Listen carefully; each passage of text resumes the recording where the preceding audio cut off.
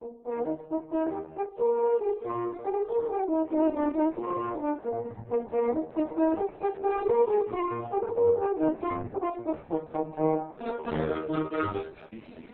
vamos a mirar este tema, que es el tema de violencia sexual. Y tenemos un componente bien importante en el sentido de lo que ya hemos mencionado algunos docentes en las rondas. A veces estamos haciendo una medicina muy cortica cuando vemos una niña de 13 años embarazada y solo estamos hablando de parto pretérmino, preeclampsia, pero parece no angustiarnos ni mirar el alrededor de por qué está embarazada, qué ha pasado con ella, cuáles son las razones que hay en su entorno. Entonces nos estamos quedando corticos como médicos y como profesionales de la salud porque estamos metidos en el componente biológico. Este tema que vamos a revisar, tenemos el privilegio que nos acompañe la jefe Carmen Aide Fernández, que ha trabajado muchísimo este tema. Obviamente tiene una gran formación en el área de la salud y también en la visión desde la perspectiva de los derechos, que es fundamental para enfocar este tipo de situaciones que, como vamos a ver, nos atañen a todos y a todos los profesionales de la salud. Vamos a empezar con la parte de la jefe Carmen Aide, que además, como ya la conocen y quienes no la conocen, en la Facultad de Medicina, trabaja en el área de enfermería, tiene una maestría, además una formación, candidata a doctor en formación en diversidad. Jefe, entonces la dejo con el auditorio.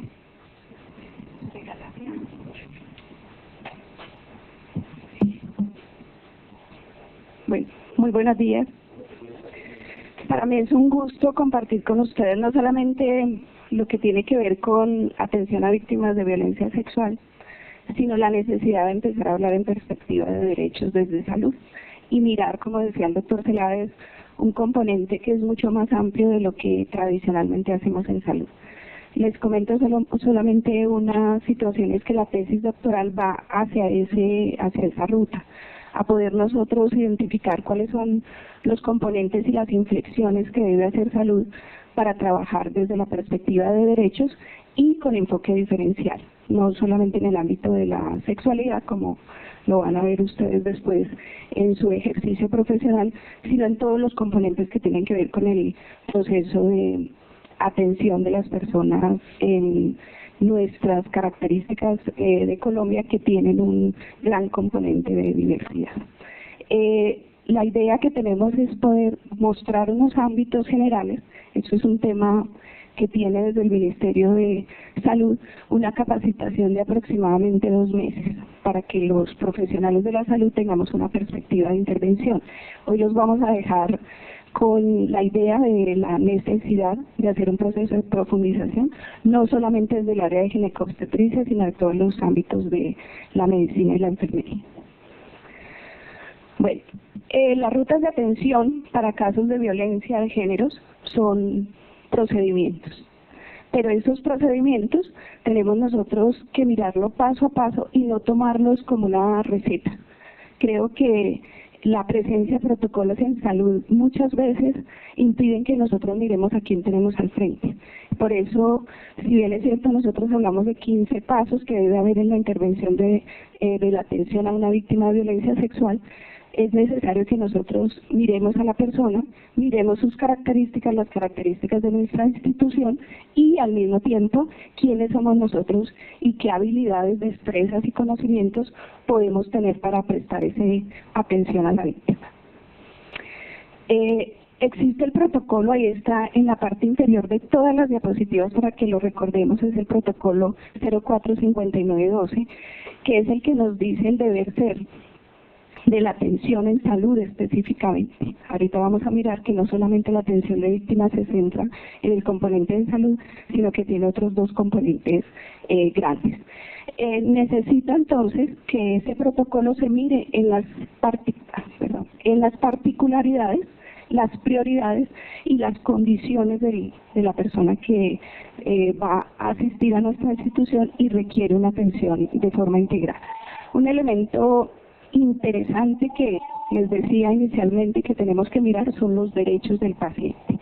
Nosotros, dentro de la atención a víctimas de violencia sexual, tenemos que tener en cuenta que, como les decía, está la ruta, pero las características particulares de la persona tienen que orientar la ruta y en qué nivel o en qué ámbito nosotros deberíamos generar o particularizar la atención.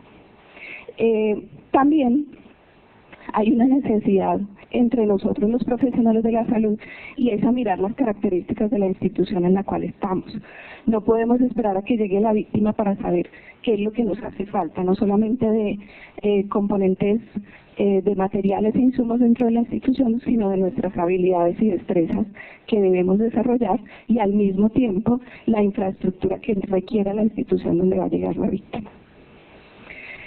Unos elementos generales a tener en cuenta siempre en la atención de víctimas de violencia sexual. Lo primero es que las acciones se deben plantear, así dice la norma, yo les cambiaría lo de género por sexualidad, algún día lo discutiremos, pero dice que las acciones se deben hacer desde la perspectiva de géneros, le adicioné la S, son géneros, no es perspectiva de género solamente, de derechos y con un enfoque biopsicosocial. Nosotros generalmente hacemos la atención bio, pero no la parte psico y social, que son las que van a determinar que la persona resuelva su situación de violencia sexual.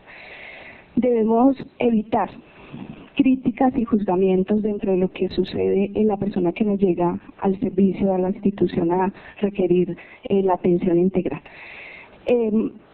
Muchos de los elementos que nosotros en algunas oportunidades a partir de investigaciones hemos valorado son los juicios que nosotros hacemos y la culpabilización que le damos a las personas por haber sido objetos de violencia sexual. De hecho, me gustaría que pensaran en este momento, muchas veces cuando aparece una víctima de violencia sexual, somos, diría, atrevidos a decir que se lo merecía porque estaba en una situación o en un lugar donde no debería estar. Hacer siempre una promoción de apoyo emocional. Los que han mirado las guías y conocen los protocolos, el protocolo dice que por lo menos debe haber 60 consultas de salud mental y psiquiatría de apoyo a la persona que ha sido víctima de violencia sexual. Muchas de las personas no consultan a los servicios de salud pensando en en los dos puntos anteriores, en que me van a juzgar y me van a echar la culpa de que lo que sucedió fue por lo que yo hice o dejé de hacer. La atención a las víctimas en urgencias, independientemente del momento en que llegue la persona, están en triage 1 y triage 2. El triage 1 es la persona que sufrió la violencia o el ataque antes de cumplir 72 horas y el triage 2 es después de 72 horas, inclusive 10 años, 15 años. Creo que eso es algo que nosotros tenemos que tener en la mente porque siempre el triage nos lo han enseñado como que es un proceso vital. Y aquí es un proceso vital que no va a ser una urgencia inmediata, pero si la persona llega y no es atendida, por lo menos en los primeros 30 minutos, lo más probable es que abandone el servicio porque considera que no le están prestando la atención. Entonces, la clasificación está en el protocolo, es triage 1 y 2 siempre y cuando llegue a urgencia. Si le llega a una IPS, ustedes lo que deben hacer es mirar el protocolo, qué pueden hacer dentro de esa institución y hacer una remisión en la activación de los otros dos componentes que vamos a mirar. Otro componente importante es que ustedes en la valoración de la persona, en la anamnesis, en la valoración que tienen que hacer, generen preguntas de forma amable y no que sean susceptibles de responderse con monosílabos, sino que puedan permitir que las respuestas de las personas sean largas, espontáneas, de los sentimientos, de los pensamientos, y eso nos va a dar a nosotros la posibilidad de hacer clarificación de los datos que la persona nos está dando. Bueno,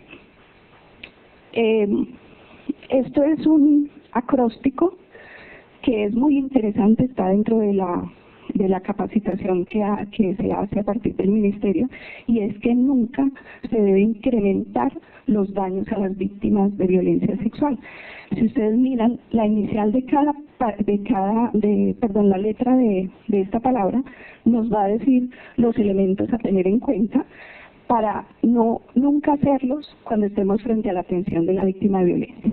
No debemos ignorar los signos y síntomas, no debemos negar la atención independiente del tiempo con el cual la persona llegue a hacer uso de los servicios, no culpabilizar a la víctima, no romper la confidencialidad, evitar el protocolo 045912, minimizar la afectación, evadir la notificación, hay que hacer notificaciones y en el Civigila también debe haber notificación.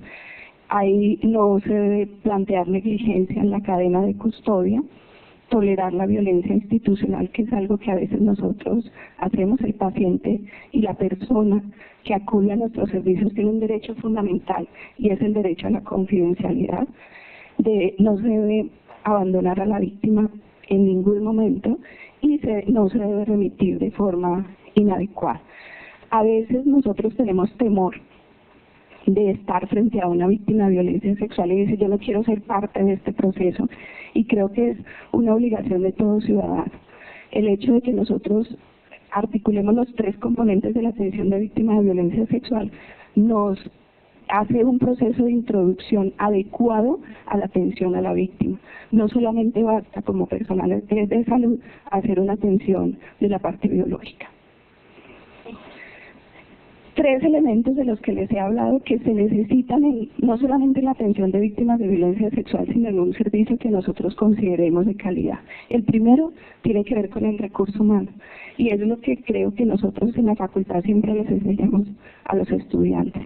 Debemos tener valores, creencias y prácticas personales que permitan que el paciente, nosotros podemos aprender, y después de eso, pues vaya y haga revisión de lo que usted no conocía para desarrollar esas habilidades. La atención de la víctima de violencia sexual puede suceder en cualquier servicio, en cualquier momento, porque la persona pudo haber consultado por otra cosa. Entonces nosotros tenemos que estar siempre atentos a esto. En la parte de proceder con claridad, es la necesidad de las instituciones de tener los procesos y los procedimientos definidos y estandarizados en salud. Por eso, en los que hemos ido y estamos trabajando en el protocolo fucsia, pensamos que debe tener el mismo valor que tiene el código azul y el código rojo. Debemos hablar de un código fucsia que determina la activación institucional para la atención integral de la víctima. También se debe tener en cuenta que la institución debe tener procesos y procedimientos para la derivación al lugar o al ente que le corresponda en términos de protección y de justicia, que son los otros dos componentes de la atención integral de las víctimas. Y de la institución se tiene que tener una infraestructura que permita la atención. En el caso de la víctima de violencia sexual, por ejemplo, el protocolo dice que debe ser aislada, no porque genere daño hacia otros pacientes, sino que le podemos generar daños al vulnerar la confidencialidad. Debe haber una dotación de los recursos que se requieren para la atención de la víctima y debe haber unos insumos que nosotros los hemos semejado a los carros de paro. Debe haber un kit. Cuando ustedes miren el protocolo con el doctor Celades, ahorita se van a dar cuenta que hay unos insumos que se van a ir utilizando, y en esa medida debe haber alguien responsable en la institución que tenga ese kit permanentemente dotado de lo que se necesita.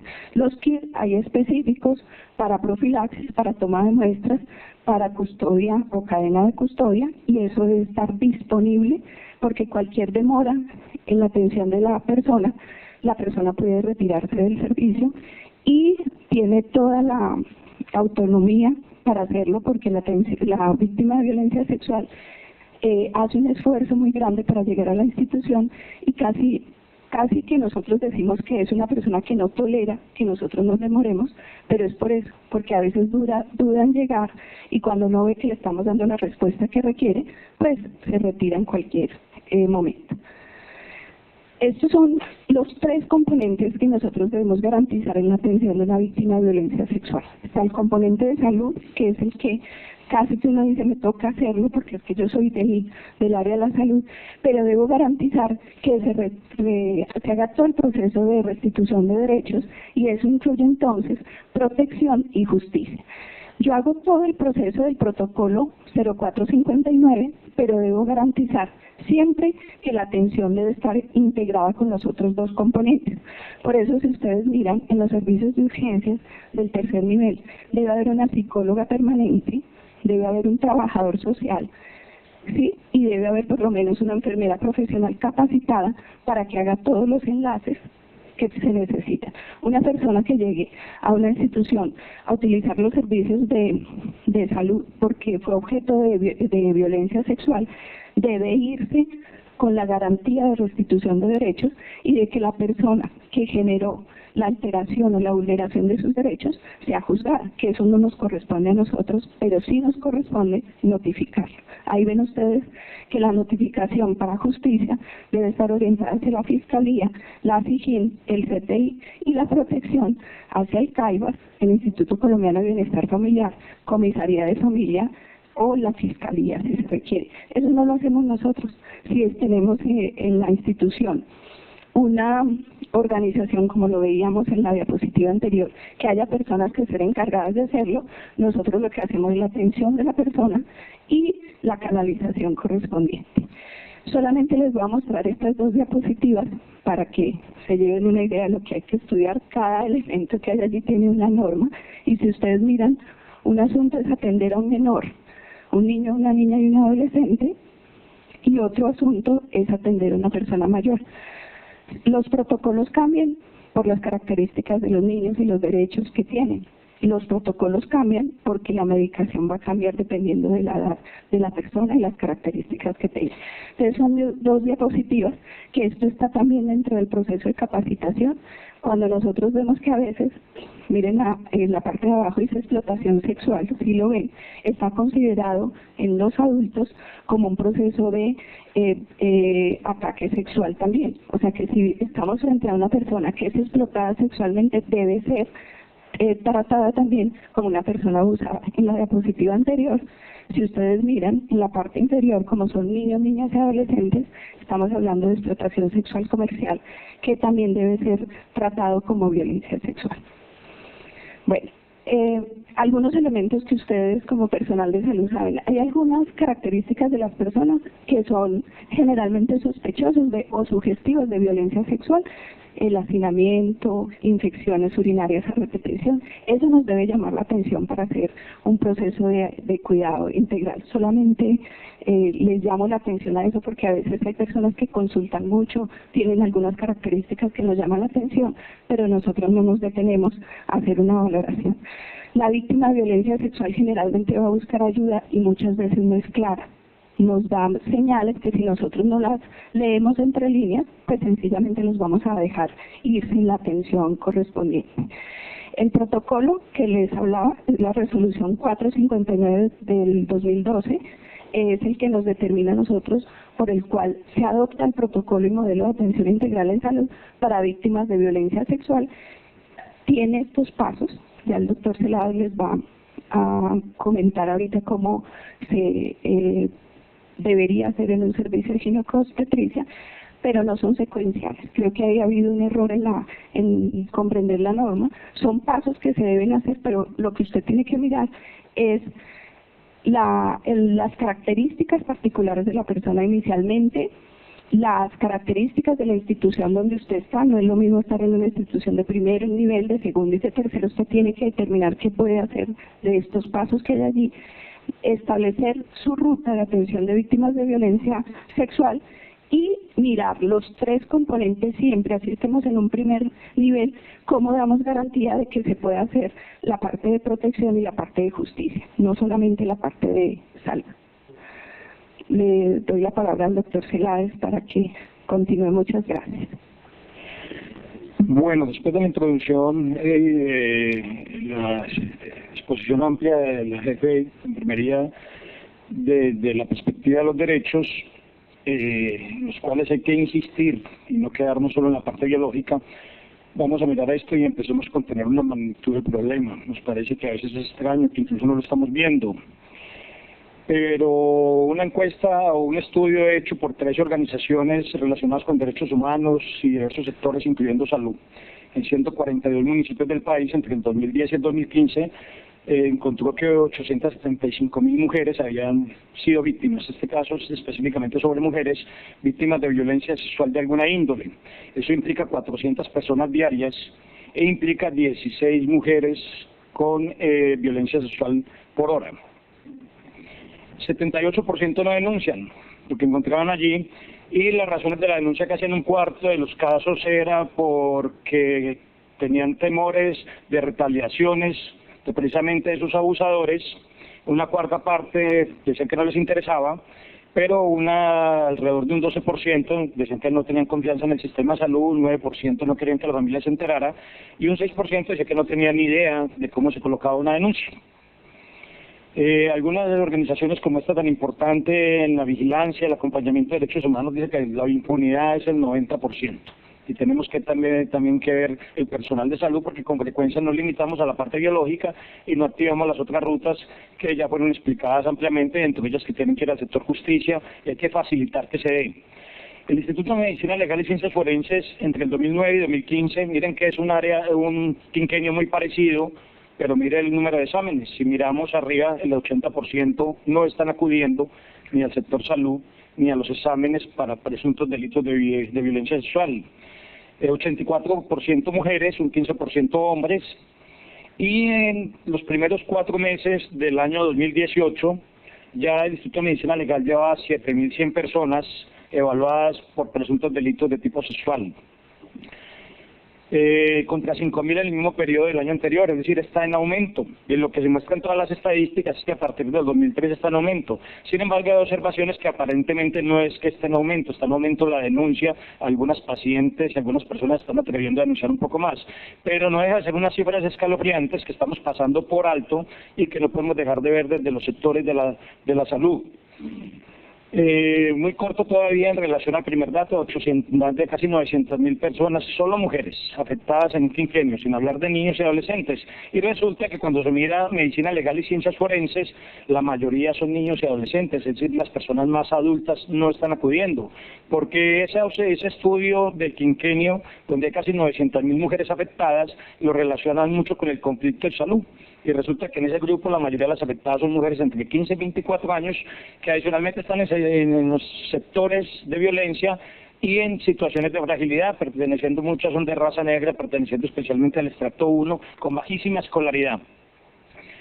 La encuesta de demografía y salud del año 2010 en Colombia mostró que el 6% de las mujeres de 15 a 49 años estaban forzadas a tener relaciones sexuales por personas que no eran su pareja, pero también, que a veces lo pasamos por alto, casi el 10% de las mujeres habían sido violadas por su esposo o por su compañero en un momento en que ellas no querían tener relaciones sexuales. Y se considera que más o menos 35.000 menores en Colombia están siendo explotados sexualmente.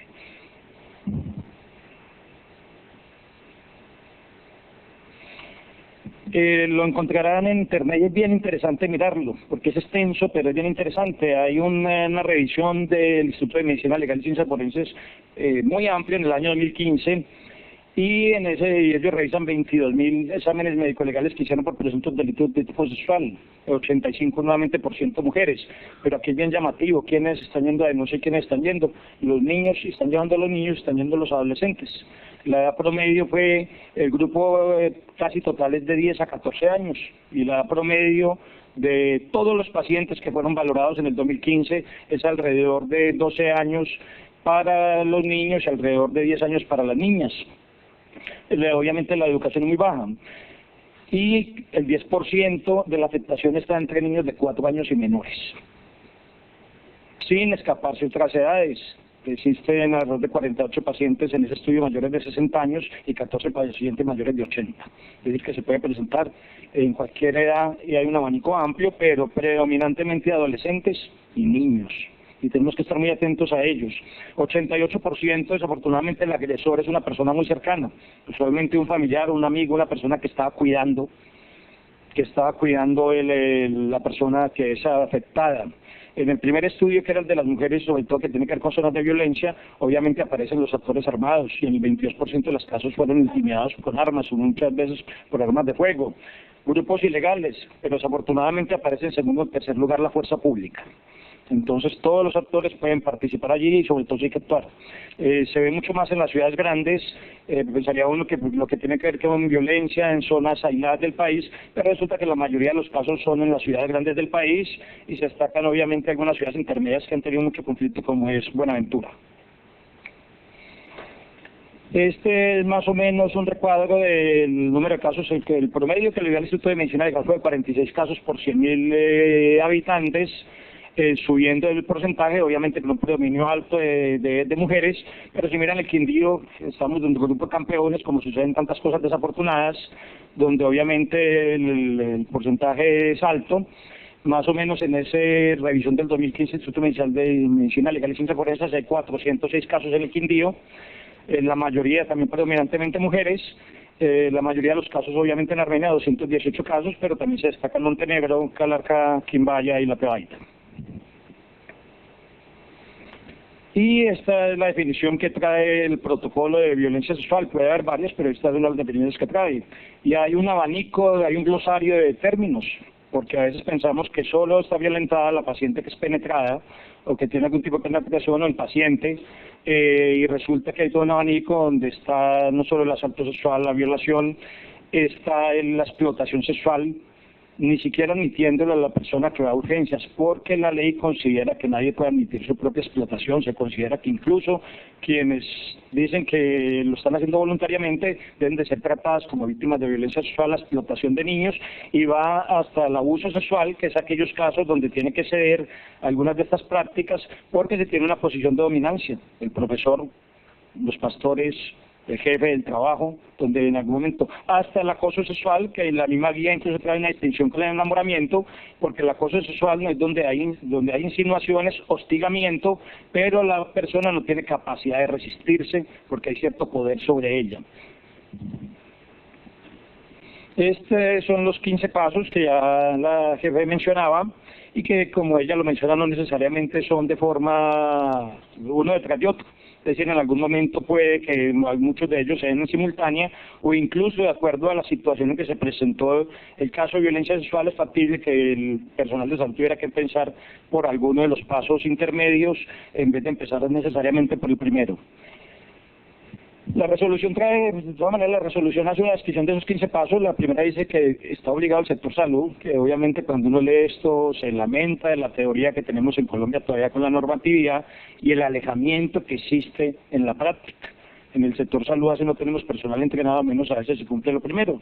Y esa es una resolución del Ministerio de Salud y el Ministerio de la Protección Social firmada por la ministra entonces, donde dice que la primera tarea, no la he visto en ninguna parte del sector salud, es trabajar con la comunidad, empoderarlo de que esto hay que denunciarlo, que hay que acudir a los servicios de salud, de que va a haber confidencialidad, de que va a haber respeto por sus derechos, de que no va a haber agresión, de que se puede rehabilitar la persona afectada, de que además va a haber un derecho a indemnización, de que hay servicios de urgencia 24 horas dispuestos. ¿Dónde están esos servicios?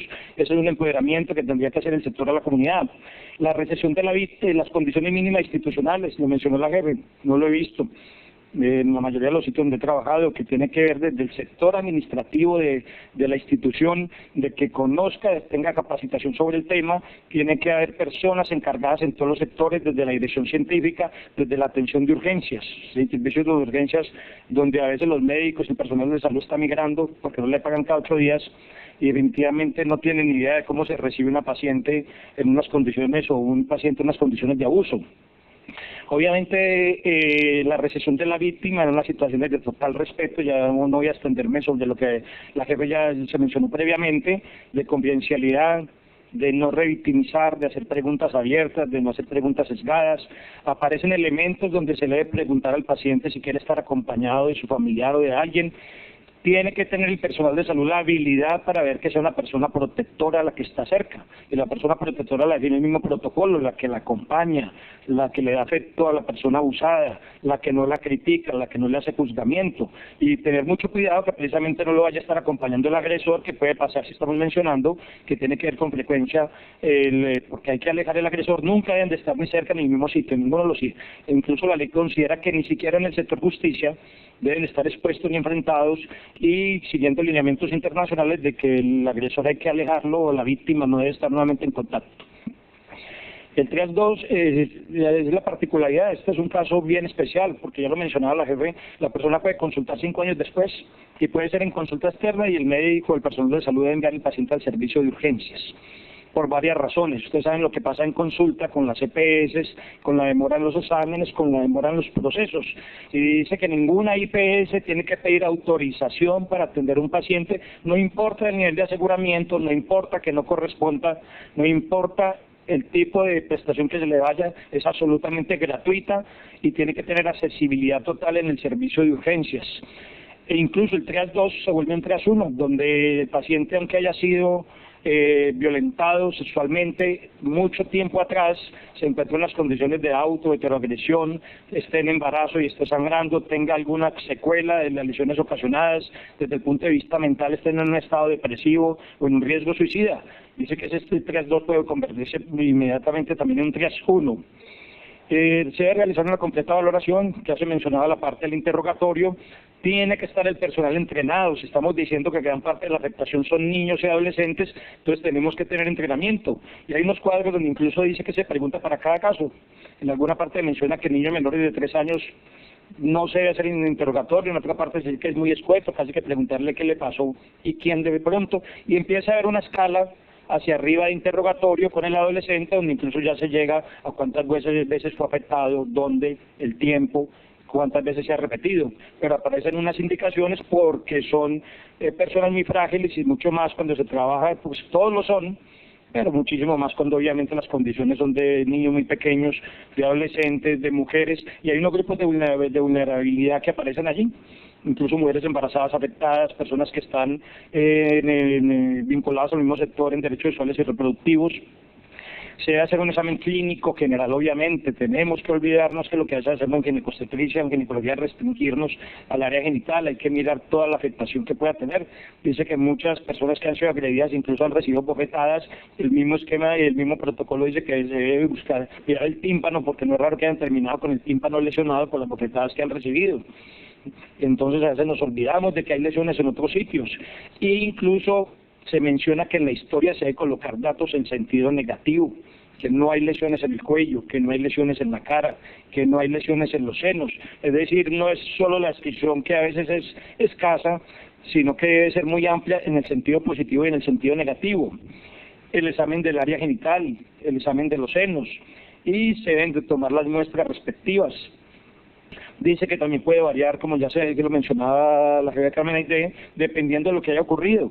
No necesariamente siempre tiene que haber examen ginecológico, es posible que la queja del paciente se refiera a ciertos tocamientos en algunas áreas y que posiblemente si hubo unos tocamientos en la mitad superior de su cuerpo pudiera resultar una mayor agresión el que se le haga un examen ginecológico completo. Pero también se menciona que puede ser conveniente si el paciente lo pide y el paciente quiere tener tranquilidad de que todo su cuerpo tiene una integridad y el paciente, por eso obviamente hay que tener un consentimiento informado y explicarle al paciente paso a paso dónde se va a examinar.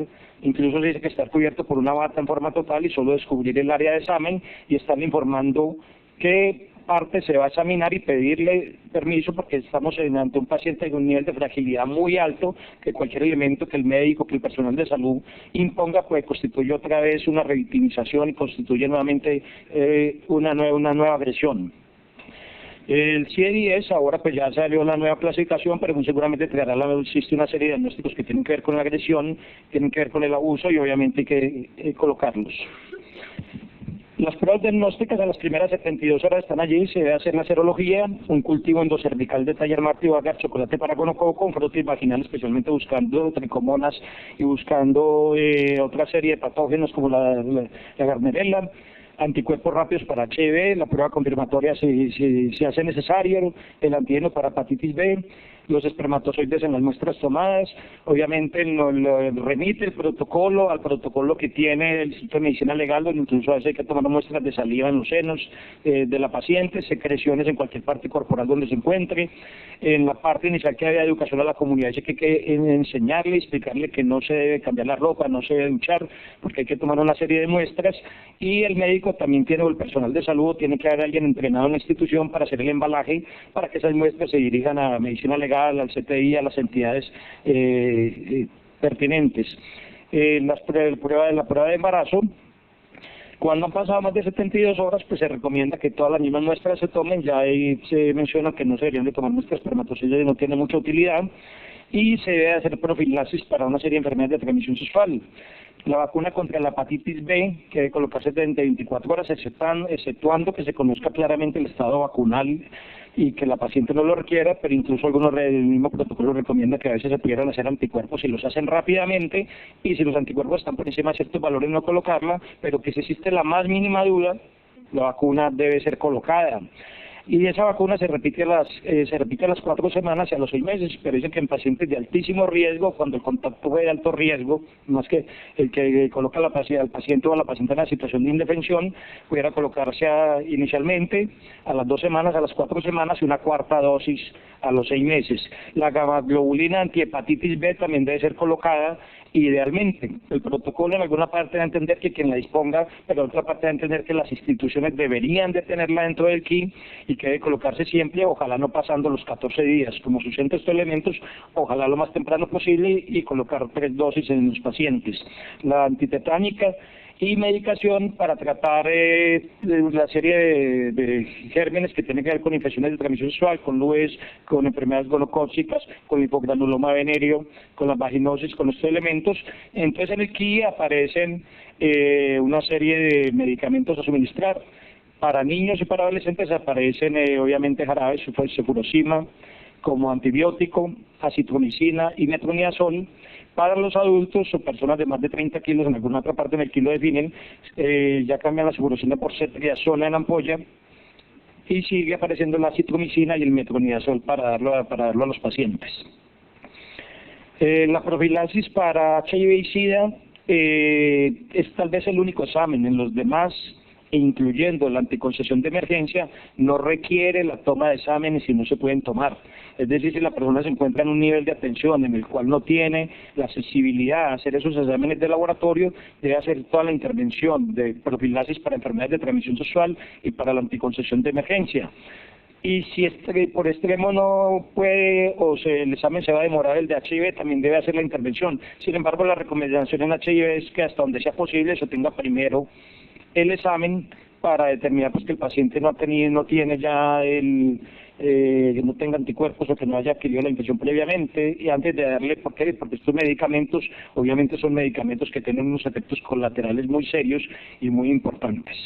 Si el paciente fue abusado, acude a las primeras 72 horas, en general se considera que siempre se le debe dar terapia antirretroviral e inhibidores de las proteasas, y el protocolo considera que después de 72 horas se debería clasificar el paciente.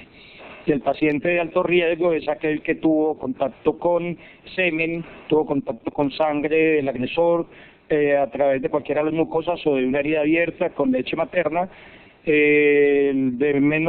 que es conocido el agresor como paciente HIV positivo, y colocan como de menor riesgo cuando la contaminación fue con orina, con lágrimas o con otros elementos que tienen menor riesgo de contaminación, y se conoce que el agresor es HIV negativo. La salud mental es muy importante, que también somos sumamente biológicos, pero los médicos que nos dedicamos al área más de la atención en biología, que es el área de la salud mental, y se nos olvida de ella.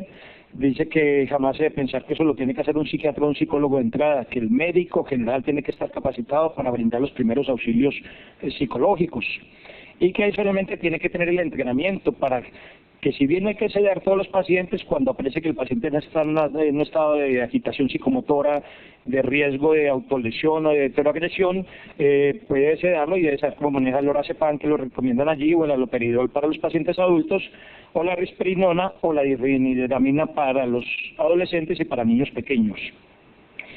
Dice que aunque el médico, por bien que haga su tarea de primeros auxilios, siempre debe remitir al área de salud mental, tiene que ser valorada por personal entrenado, que es otra cosa compleja. De hecho, no conozco psicólogos donde trabajo en un tercer nivel, no sé si habrá, no sé si el doctor Baino, que también hace turma, ya lo habrá visto, no sé si es psicólogo, pero bueno, eso es un tercer nivel. Entonces debe ser remitida a psicología y a psiquiatría, y ojalá personal entrenado, porque no todo psicólogo ni todo psiquiatra está entrenado en manejo de personas que han sido afectadas por violencia sexual. debe tener un seguimiento clínico muy extenso, como ya lo mencionó la Carmen Aide. El personal de salud determina si el paciente incluso hay que hospitalizarlo, porque a veces puede ameritar hospitalización. Y apoyo.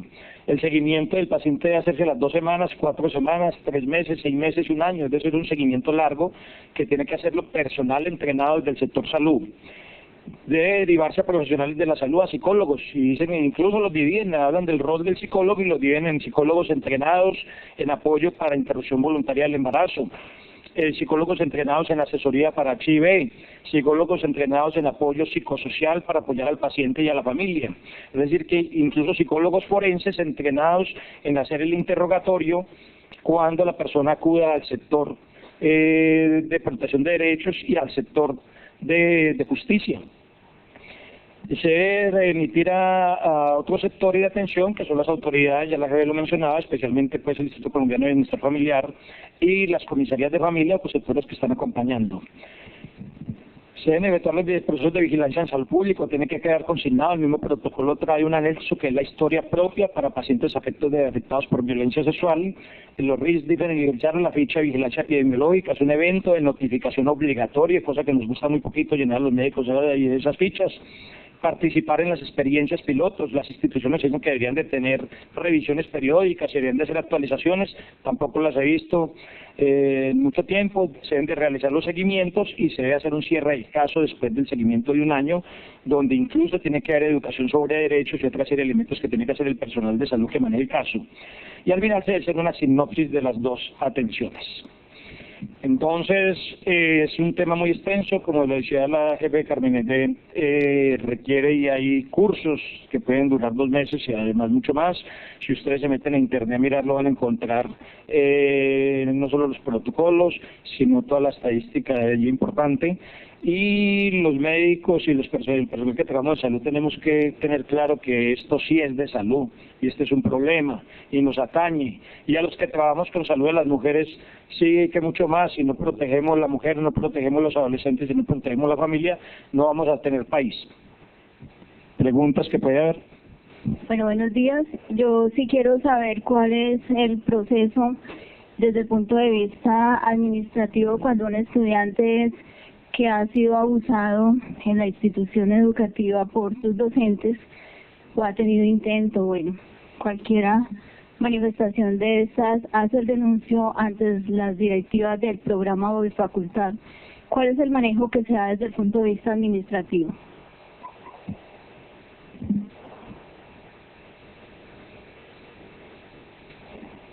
¿Específicamente para cualquier universidad o para esta? No, el protocolo no tiene, pues al menos en la parte que estuve revisando, no tiene algo específico desde el punto de vista de ese tipo de protección de derechos, pero debería tenerlo todo tipo de institución porque es uno de los entes donde se encuentra que puede presentarse definitivamente el abuso sexual por la dominancia que puede haber de directivas, profesores, incluso el grupo de estudiantes o de unos estudiantes a otros. No sé si la Universidad del Quindío, si la jefe Carmen Aide conoce si tiene algún tipo de protocolo o de manejo, porque el protocolo recomienda ir a bienestar, ir a comisaría de familia, pero habría que mirar desde el punto de vista institucional, es más, desde las mismas instituciones de salud, porque en las instituciones de salud no es raro que se presente el abuso a personal de salud que tiene, entre comillas, que jerarquía no existen, entre comillas cargos de supuestamente menos preponderantes, de directivas de salud, de personal de salud con supuestamente mayor jerarquía. ¿Qué pasa en las instituciones de salud si hay algún tipo de protocolo para ese tipo de denuncia? Bueno, en la capacitación que hace el ministerio y está determinado por la norma, el estudiante se puede considerar como un ciudadano común y corriente y él tiene derecho a acudir donde se sienta protegido. Eso es lo primero que dice el ministerio. Pero de igual forma plantea la necesidad de tener protocolos internos, que haya rutas de atención. En este momento dentro de la universidad hay un proyecto que se está desarrollando para hacer todo el proceso, porque tenemos los 3 entes que participarían en la primera parte de esta conferencia. Se dijo, hay 3 componentes, si ustedes miran, la universidad los tiene su parte de salud, la parte jurídica y la parte de protección, porque tenemos bienestar. Creo que todas las instituciones, más las instituciones de educación secundaria, deberían establecer su protocolo propio pero en este momento hay 2 universidades a nivel del país que ya tienen establecido y nosotros entramos en ese proceso de la construcción de las rutas. Pero no podemos impedir que el estudiante acuda, cualquier estudiante, cualquier ciudadano puede hacer uso de las rutas que conozca. Si no conoce una ruta interna, puede acudir al servicio de urgencias. Y allí tienen necesariamente que hacer todo el proceso de acompañamiento. No es la idea decirle a un estudiante que se tiene que ir para un ente judicial. Creo que no es la ruta adecuada en términos de los derechos, porque lo primero que nosotros debemos garantizar es la atención en salud, nosotros. Cuando a mí me preguntan, digo, acudiría, remitiría a un estudiante o a alguna persona que me solicite a un servicio de urgencias. Así no tengan el protocolo, que era lo que decía el doctor Celades ahorita, deben atenderlo. Mientras que si usted lo deriva a otro lugar, no va a tener la atención inmediata que el caso lo requiere, porque nosotros no hicimos esta sesión más amplia, pero es que el abuso sexual tiene muchas configuraciones, muchas. Inclusive, que a veces, ayer me lo decía un estudiante, es que cuando le dicen a uno un piropo en repetición, ese piropo y esas cosas pueden convertirse en violencia sexual. Entonces, cuando el estudiante o cualquier persona que ustedes conozcan tengan la sensación de que están siendo víctimas de acoso o de vulneración de sus derechos fundamentales, miren el ejemplo, puede que yo sea una mujer casada, puede que yo tenga un novio, puede que haya llegado hasta la cama con él, pero si yo decido que no, y sucede algo, es violencia sexual. Y no tengamos miedo de decir, es que yo estaba desnuda y dije que no, eso es un derecho de la mujer. Y tenemos una confusión clara, no solamente de la mujer, de todo el mundo, pero creo que tenemos una confusión.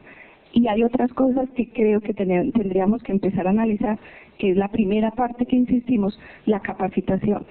Si nosotros fuéramos apreciativos en el tratamiento de la persona que acude a violencia sexual, reportaríamos más, pero a veces volvemos a culpabilizar. ¿Usted por qué se viste así? ¿Usted por qué hace esto? Y es que yo tengo derecho a tener una característica individual, ¿no? Yo veré cómo me pongo, yo veré cómo me visto, pero creo que la respuesta, Margarita, es que nosotros, independiente de que esté o no el protocolo, lo que debemos hacer con nuestros estudiantes es la remisión a un servicio de urgencias. No tengamos miedo, es que yo no hago justicia, yo hago protección de derechos, yo no acuso a nadie, yo protejo a la persona que acude a mí, y esa es la idea que tenemos que tener el personal de salud. A mí me llega una víctima y yo tengo que garantizar su atención. Yo no voy a mirar si es culpable, si hubo, qué otras cosas hubo allí. Entonces no tengamos miedo de decirle a la persona es que tenemos que consultar, y si usted está enterado de algo, dígalo. Porque en este momento en justicia, el que yo sepa algo y me quede callado, también es parte de ese problema. Entonces, creo que el problema de nosotros es el miedo de que algo va a pasar. No, es que nosotros lo único que estamos haciendo es proteger. Miren que hay un gran componente que se llama la protección. Puse un ejemplo a alguien y se los voy a poner a ustedes hoy. Viene alguien corriendo, toca su casa y le dice, me ayuda, por favor ayúdeme. ¿Usted qué hace? Usted le abre su puerta, lo deja entrar. Eso se llama protección. Lo mira qué tiene y le dice, viene sangrando, viene con sed, y lo atiende, eso es salud. Usted mira qué necesita y después se asoma y mira quién lo persigue. Y si lo persigue alguien, usted llama al 123. Eso es la atención de víctimas. ¿Yo qué hice? Protegí, cuidé en salud en las capacidades que yo tengo. Si la persona necesita una ambulancia, llamo una ambulancia. Si necesita un policía, lo llamo. Y yo me quedo con mi rol, que pudo haber sido una ama de casa. En este caso soy una enfermera, entonces les decía los 15 pasos del protocolo, de pronto puedo hacer más. Pero es la sensibilidad de que no interesa el lugar donde estemos. Si existe o no el protocolo, la persona debe ser protegida, es lo primero.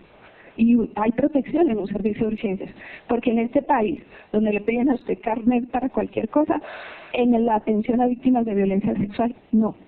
Es la única, y a usted lo atienden en menos de media hora. Ese es el protocolo. Lo decía el doctor Celades. El triage 2 se puede convertir en 1. Si yo tengo una situación de salud mental que considera que me deben atender como triage 1, lo hacen. Y eso puede ser también por las características de la violencia. Una pregunta para el doctor Celades principalmente, y es una situación que vemos con frecuencia, que llega la joven embarazada de 14 años. O sea que la relación sexual que la embarazó fue a los 13. O sea que en Colombia eso fue una violación. Sin embargo, viene acompañada con su esposo, que es un anciano de 15 años, que responde por ella, que tiene la aprobación de sus padres y que evidentemente cuando tuvo la relación sexual con ella no la abusó. La pregunta es, 1, tenemos que proteger a esa mujer que nos está pidiendo la asesoría y el apoyo en la parte de salud sexual y reproductiva. Y 2, tenemos que denunciar la violencia sexual. ¿Qué hacemos? Mire, por fortuna la legislación ha cambiado. Obviamente, la casi totalidad de los que están aquí por jóvenes no conocieron que en el pasado, cuando una mujer era violada, el delito desaparecía cuando el violador se casaba con ella. Entonces la familia arreglaba la situación, la legalizaba en el sentido de que la casaban con el violador y quedaba solucionado el problema. En Colombia es delito y está definido no solo en la normatividad, sino por jurisprudencia de la Corte Constitucional. En Colombia es delito tener relaciones sexuales con menores de 14 años, independiente del tamaño, independiente que la apariencia esté mostrando, como dice a veces el abusador, de que parecía de más años o de que ella o él quiso. Es delito tener, y por lo tanto, ¿por qué? Porque además la misma Corte lo ha mencionado en sus sentencias, de que se considera que no tiene la capacidad cognitiva ni volitiva para tener una relación sexual, es decir, todavía no entiende y todavía no es capaz de expresarse. Puede que digamos que sí, y que alguien diga, no, ya a los 13 años lo tenía clarito. No, es una cuestión de ley y se considera que no. Por lo tanto, cualquier persona que tenga relaciones sexuales por debajo de 14 años fue objeto de violencia sexual. Y en contrario, quien la acompañe, obviamente cometió un acto de violencia sexual y por lo tanto cometió un delito. Lo que cambia en algunas ocasiones y que lo vemos en las instituciones es que si la pareja tiene 15 años, pues está sujeto también a las normas que tienen que ver con los delitos cometidos o las infracciones cometidas por menores de edad. Y con mayor razón sí que tenemos que colocar la denuncia y tenemos que estar muy atentos, porque el mismo protocolo lo dice y la pregunta que hizo el doctor Byron, a veces esa niña embarazada no solo tiene 13, 14 años, hasta pudiera tener un poco más, pero es que su pareja tiene 65. Entonces se considera que hay abuso también cuando esa diferencia de edad o de formación puede haber conllevado que aparentemente se tuvo o tácitamente el beneplácito de la persona abusada, pero resulta que es que tiene una situación de diferencia tan mayúscula que hay una situación de abuso. Siempre hay que colocarlo en conocimiento. Cada que vemos una embarazada donde no es la última menstruación o simplemente no está en embarazo, es un adolescente que acude a consulta y por datos tiene relaciones sexuales por debajo de 14 años, el personal de salud tiene la obligación de denunciar. No solo el personal de salud, en Colombia existe un delito que se llama omisión de denuncia, que opera para todos, así como existe el delito de omisión de socorro, que lo mencionaba la jefe ahora. Usted no le ayuda a la persona que le tocó la puerta, peor, y lo del personal de salud a veces que podemos quedar implicados en un delito que se llama omisión, no solo de denuncia, sino omisión de socorro, por no atender bien cualquier tipo de paciente, pero mucho más un paciente que fue objeto de violencia sexual. Debemos de colocarlo en conocimiento, lo vemos con frecuencia en los hospitales que pasa donde esa pacientica lleva 2 días, 3, ya fue informada, o trabajo social, bienestar familiar, ya se informó, no, le estamos prestando la atención biológica, pero no hay, y tiene que haber alguien encargado, y a veces se vuelve un conflicto. Yo preguntaba en alguna institución y digo, ¿quién es el trabajador? No, aquí no hay trabajadora social. ¿Quién está a cargo? ¿Quién se hace cargo de colocar en conocimiento de bienestar familiar, de la comisaría, de la fiscalía, de que hay una menor que está en embarazo? Es decir, en todos los casos es un delito y hay que colocarlo en conocimiento de la administración. Es más, el protocolo habla que en las zonas de violencia, si el personal de salud tuviera el temor de que puede ser objeto de grupos terroristas como los hay en este país, que ojalá pudiera acudir a los portales anónimos que tienen bienestar familiar, que tiene la fiscalía, y colocar en conocimiento, así no fuera a ser una denuncia directa, pero lo sugieren que siempre se debe denunciar. No sé si hay más preguntas, y si no, agradecerles al doctor Celas, al jefe Carmen Aide, la participación activa, y no solamente, yo creo que hay una serie de elementos claros que son importantes, casi que queda casi todo lo que siempre hemos dicho y que está en cualquier guía que se llama, primero que se hace, notifique, acuda, apoye, auxilie.